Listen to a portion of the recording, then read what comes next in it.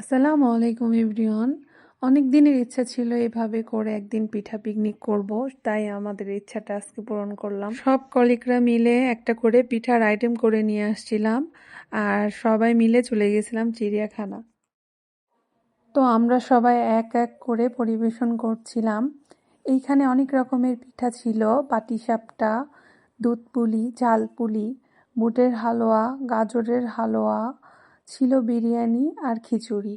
Short টাইমে যে যতটুকু আমরা করে নিয়ে আসতে পেরেছি সবাই আমরা করেছি, কারণ আমরা সবাই চাকুরিজীবী। তার মধ্যে থেকে আলহামদুলিল্লাহ সবাই অনেক বেস্ট এফোর্টটাই দিয়েছে আমাদের এই পিকনিকটা সফল করতে। সবার পছন্দের পায়েস। আসলে অনেক কিছুর নাম স্কিপ করে যাচ্ছি কারণ অনেকে দেরি করে আসছিল, তাই সব আইটেম ক্যাপচার করা হয়নি।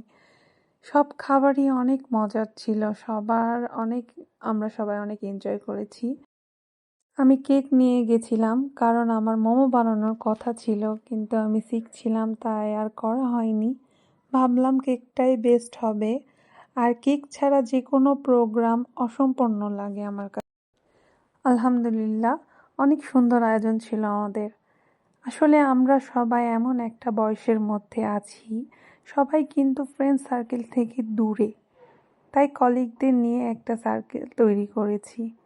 যেহেতু সবাই একসাথে, নিজেদেরও টাইম দেওয়া দরকার, আনন্দ করা দরকার, আর বাচ্চাদের সাথে তো বিনোদন আছেই।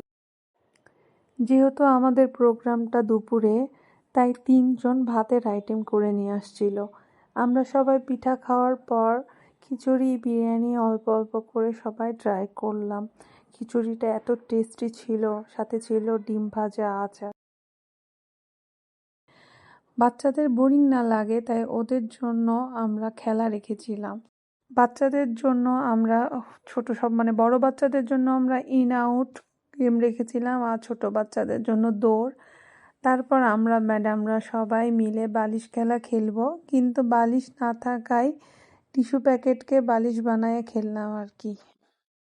খেলায় ফার্স্ট সেকেন্ড থার্ডের গিফটও রেখেছিলাম। আজ এই পর্যন্তই, সবাই ভালো থাকবেন, আল্লাহ হাফেজ।